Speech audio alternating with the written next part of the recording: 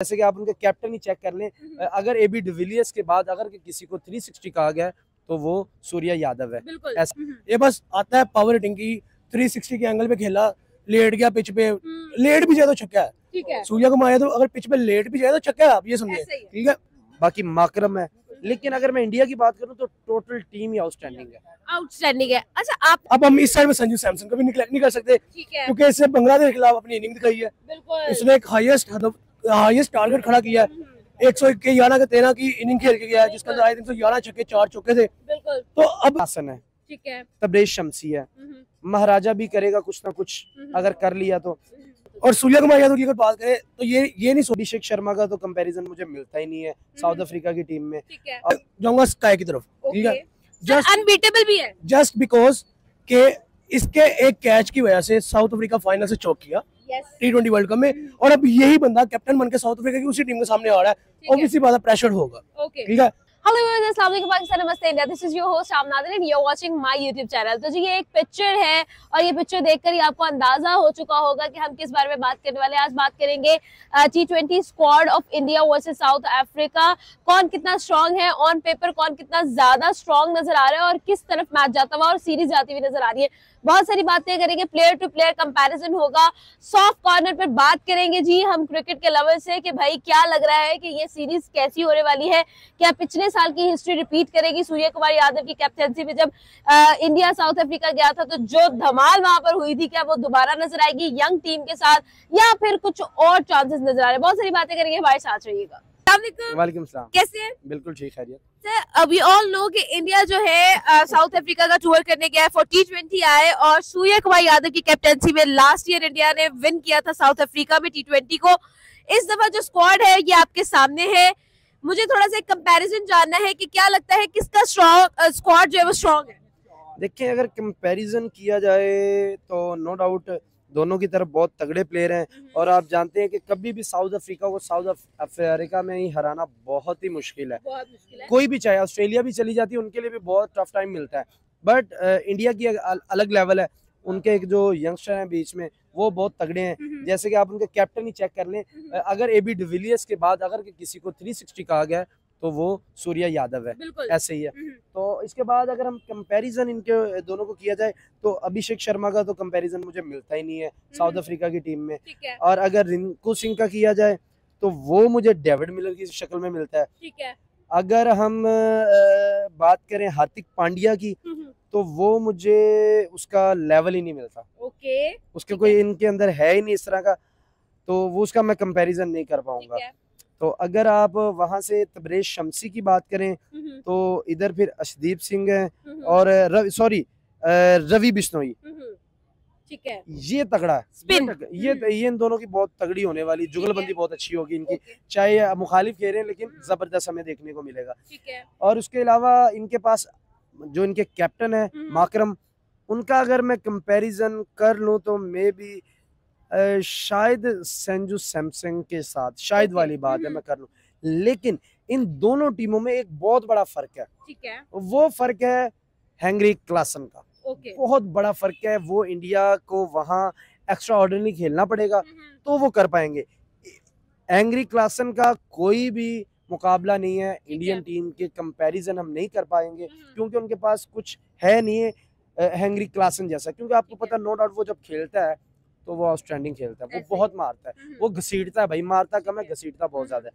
अगर टोटली बात की जाए तो 50-50 है, क्योंकि रबादा इधर है, उधर संदीप है, और अगर हम इधर और कंपैरिजन करें, नो डाउट कोई मुझे इतना खास लग नहीं रहा। अफ्रीका के 3 प्लेयर को मैं की कहूंगा, एक तो क्लासन है, ठीक है, तबरेज शमसी है, महाराजा भी करेगा कुछ ना कुछ अगर कर लिया तो, बाकी माकरम है। लेकिन अगर मैं इंडिया की बात करूं तो टोटल टीम ही आउटस्टैंडिंग है। आउटस्टैंडिंग है। अच्छा, आपने कहा कि साउथ अफ्रीका को साउथ अफ्रीका में हराना बहुत मुश्किल है। लास्ट ईयर जब इंडिया ने टूर किया था साउथ अफ्रीका का, आपको याद होगा T20 भी हुआ था, ODI भी हुआ था और टेस्ट भी हुआ था। T20 हुआ था सूर्य कुमार यादव की कैप्टनसी के अंदर, और ODI हुआ था KL राहुल की कैप्टनसी के अंदर, और उसके बाद टेस्ट हुआ था रोहित शर्मा की कैप्टनसी के अंदर, और तीनों में इंडिया की जो परफॉर्मेंसेस थी वो बहुत रिमार्केबल थी।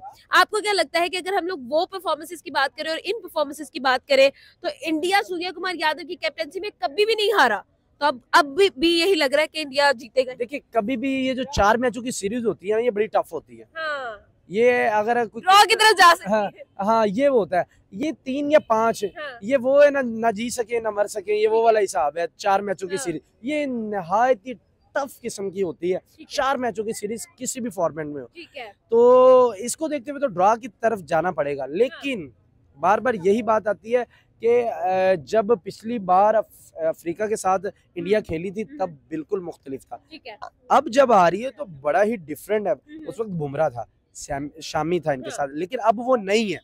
लेकिन T20 स्क्वाड में तो ये लोग नहीं थे ना। T20 स्क्वाड में अर्शदीप था, अवेश खान था, ऑलमोस्ट यही स्क्वाड था, और सूर्य कुमार यादव की कैप्टनसी में। तो मतलब ऑलमोस्ट स्क्वाड तो वही है। यंगस्टर्स को लास्ट टाइम इंडिया लेकर गया था, तब भी यहाँ पर उनके सीनियर। अभी आप ये सोचें कि इंडिया जो है बिल्कुल लॉकडाउन करके गया है वहाँ। 3 मैचों की सीरीज हार की, बहुत उनका जो कॉन्फिडेंस है वो बिल्कुल जमीन के ऊपर है। अफ्रीका में शेर है, वो शेरों की तरह धारता है, ये हम जानते हैं। हाँ, अगर शेर को कोई गुलाम डाल सकता है तो वो भी इंडिया ही है। हाँ, वो भी इंडिया ही है। तो काफी अच्छी सीरीज देखने को मिलेगी, लेकिन ड्रा की तरफ ज्यादा जाते हुए ये होना नहीं इस तरह चाहिए। 3 या 5 की सीरीज होनी चाहिए। Thank you. सबसे पहले अगर हम कैप्टनसी की बात करें तो इधर से एडम मार्करम कैप्टन है और यहाँ से सूर्य कुमार यादव कैप्टन है। अब स्टैट्स के ऊपर बात करें, एडम मार्करम जो है उसका no doubt experience Surya Kumar Yadav की निस्बत बहुत ज्यादा नजर आता है। ठीक है, लाइक अगर हम बात करें सूर्य कुमार यादव ने जब इंटरनेशनल क्रिकेट शुरू की तो आई थिंक सो तब एडम मार्करम जो है वो अपनी कैप्टनसी संभाल के बैठे हुए थे।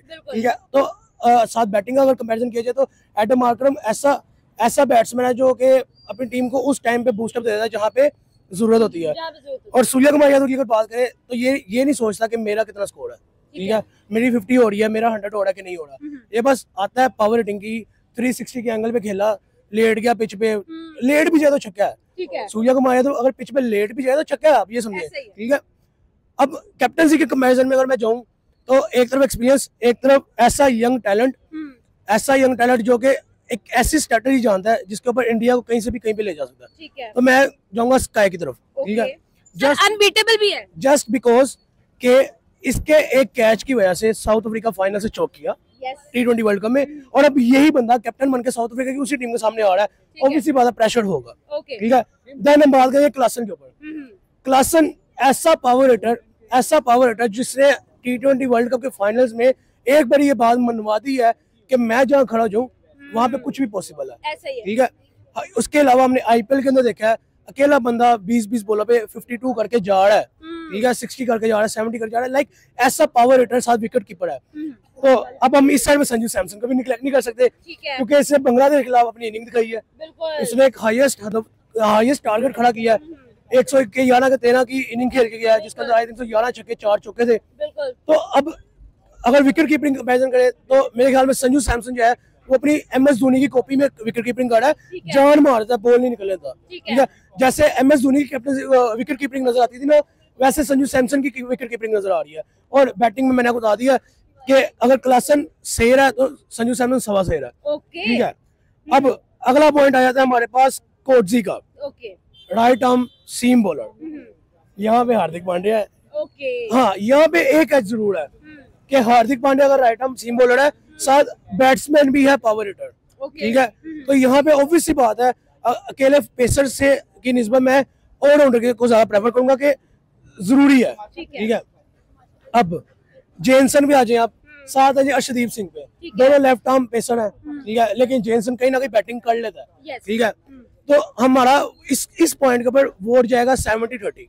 ठीक है, जेनसन को 30% हम देंगे और अर्शदीप को 70% देंगे। क्यों, इसकी सिचुएशन क्या मैं बनाइए, जेनसन नो डाउट बैटिंग कर लेता अच्छी, बॉलिंग भी अच्छी कर लेता, लेकिन जब बात आती है ना लंबा बॉल फेरने की तब ये जीरो है।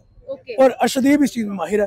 अर्शदीप को पता है मैंने कौन सी लेंथ पे कहाँ से बॉल फेरना है, कहाँ से विकेट निकालना है। अब हालांकि जेनसन से कम एक्सपीरियंस है अर्शदीप सिंह के पास, लेकिन उसको ये गेम आती है। क्यों आती है, शमी से सीखी, सिराज से सीखी, उसके बाद आप भुवनेश्वर कुमार को दे ले, ठीक है, बुमराह को दे ले, इतना बड़ा टीचर है उनका उनकी टीम के अंदर मौजूद। तो लाइक हम यहाँ पे दोनों बॉलर्स को निगलेक्ट नहीं करेंगे, हम जेनसन की साइड भी देंगे। जेनसन भी अच्छा बॉलर, अच्छा बैट्समैन है, उसकी हाइट का इसको बहुत बेनिफिट है। ठीक है, और अर्शदीप की नोट और हाइट बहुत अच्छी है, उसकी हाइट भी कम नहीं है अर्शदीप की, लेकिन जहां से वो एज लेके जा रहा है अर्शदीप सिंह, वो सिर्फ ये है कि वो लंबा बॉल फेरना चाहता है। ठीक है, आगे हम आ जाते हैं, स्पिनर को भी भाई डिस्कस करना पड़ेगा। महाराज साउथ अफ्रीका का वो एक्सपीरियंस स्पिनर जिसके आगे सर हैट्स ऑफ है। तबरेज शम्सी के बाद अगर साउथ अफ्रीका में किसी स्पिनर का नाम बोलेगा तो मेरे ख्याल में महाराज का बोलेगा, क्योंकि उसका स्पिनर बॉलर जो है अमेजिंग। लाइक उसने लेग स्टंप पे बॉल अगर डाला ना तो आपको नहीं पता कब वो ऑफ स्टंप पे आ गया। ठीक है, इसका कंपैरिजन अगर किया जाए इंडिया के, हालांकि इंडिया के पास टाइम 2 स्पिनर्स मौजूद है स्क्वाड के अंदर, एक अक्षर पटेल, एक वरुण चक्रवर्ती, रवि बिश्नोई भी है, लेकिन हम उसको भी एक साइड पे रखते हैं क्योंकि उसके एक्सपीरियंस के साथ महाराज का कंपैरिजन बनता है, लेकिन वो वैरायटी के साथ, वेरिएशन के साथ कंपैरिजन नहीं बनता। अब हम बात करेंगे अक्षर पटेल और वरुण चक्रवर्ती में से एक चूज करना पड़े तो मैं यंग टैलेंट की तो जाऊंगा, यंग टैलेंट को प्रेफर करूंगा। वरुण चक्रवर्ती आईपीएल का केकेआर का वो वाहिद बॉलर जिसने आईपीएल के अंदर एक दफा तरतल्ली मचा दी है, ठीक है, बाकी टीम्स के अंदर एक दफा तरतल्ली मचा दी है कि मैं कुछ बॉल डालना जानता हूँ। ठीक है, अब जब से बांग्लादेश के खिलाफ हमने इसको अपना देखा डेब्यू करके इंटरनेशनल खेलते, आप ये देखें कि बांग्लादेश के खिलाफ सीरीज के अंदर T20 सीरीज में इसकी स्टैट्स क्या रहे हैं। वरुण चक्रवर्ती की यंग स्टैट डेब्यू किया बांग्लादेश के खिलाफ, स्टैट्स क्या रहे हैं 4-3-2 विकेट्स। अब यहाँ से अगर एस्टिमेट लगाया जाए, महाराज के पास ये वेरिएशन नहीं है, नो डाउट बहुत बड़ा बॉलर है, विकेट निकालना जानता है, लेकिन डेब्यू के अंदर उसने भी अपने 4 विकेट निकाली थी। ठीक है, वरुण चक्रवर्ती ने कारनामा सर अंजाम दिया। अब आप यहाँ पे देखें कंपैरिजन क्या बनता है, और मैं उसके आपके बाद मैं बताऊंगा कि क्या प्रेडिक्शन आ रही है। आप मुझे बताएं कि प्रेडिक्शन क्या आप देंगी इस सीरीज को। सर लास्ट ईयर जब हमने देखा था तो बहुत सीनियर था स्क्वाड साउथ अफ्रीका का, लेकिन यंग स्क्वाड जाकर इंडिया को साउथ अफ्रीका में हरा कर आया था, ये हमारी हिस्ट्री है। तो कुछ इसी तरह की प्रेडिक्शन अभी भी आ रही है? नहीं, मेरे ख्याल में जो प्रेडिक्शन है ना, साउथ अफ्रीका का होम ग्राउंड है, नो डाउट उनका स्टब्स भी बहुत अच्छा बैट्समैन है, हेंड्रिक्स उनका बहुत बड़ा ओपनर है। प्रेडिक्शन मेरे मुताबिक जो होगी ना वो ये होगी, ड्रॉ की तरफ नहीं जा रहा, नहीं ड्रॉ की तरफ नहीं जाएगा, सीरीज इंडिया ही जीतेगा, लेकिन कहीं ना कहीं साउथ अफ्रीका भी किसी एक आधे मैच में भारी नजर आएगा, इंडिया के ऊपर हमें हैवी नजर आएगा, क्योंकि अपना होम ग्राउंड उनका, उनको पता है कि हमने कैसे किस पिच को टैकल करना है, कहाँ पे बॉलिंग एज है, कहाँ पे बैटिंग एज है। पाकिस्तानी टीम तो खैर अब है नहीं जिनको अपनी पिचेस का पता ना हो।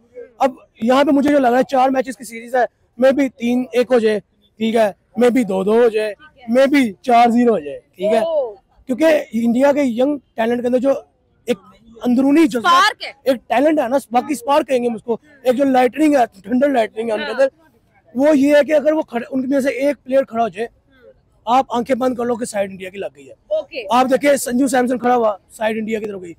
T20 के अंदर 300 स्कोर का टारगेट कहाँ बना है मुझे बताएं, क्रिकेट हिस्ट्री में नहीं बना, इंडिया ने ही पहले बनाया 269 का, आई थिंक सो, ठीक है, और अब 297 है। हाँ, हम ये नहीं कह सकते कि ये भी रिकॉर्ड टूट जाएगा, क्योंकि डिपेंड करता है ऑन फील्ड के ऊपर, ऑन पिचेस के ऊपर, और ऑन डे प्लेयर की जो एक परफॉर्मेंस है उसके ऊपर, ठीक है। अगर तो हाँ ओपनर इनके अभिषेक शर्मा और संजू सैमसन करंट में आए ना तो कुछ भी कर सकते हैं भाई वो। मुद्दा यहाँ पे ये है कि मे भी मुझे जहाँ तक फील आ रहा है यहाँ तो सीरीज 3-1 से जाएंगी या 4-0 से जाएंगी, क्योंकि इंडिया यंग टैलेंट इस time full on peak level पे है, और इस वजह से नहीं कि भाई वो इंडिया टीम है, नहीं, इस वजह से कि उन्होंने परफॉर्म करके अपना सिक्का मनवाया है। आप एक एक प्लेयर को उठा के देखिए, अभिषेक शर्मा की बात करें, आईपीएल में ही नहीं मारा उसने, इमर्जिंग में ही नहीं मारा उसे, इंटरनेशनल डेब्यू करके ही मारा, ठीक है।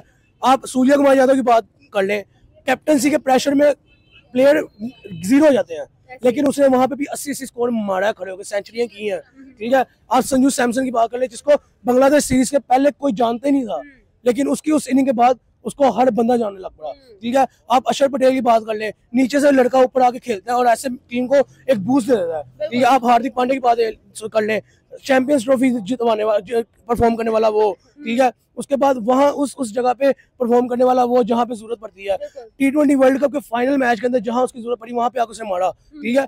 तो हम किसी एक टीम के एक प्लेयर को भी निगलेक्ट नहीं कर सकते, खास तौर पे इंडिया के यंग टैलेंट को, क्योंकि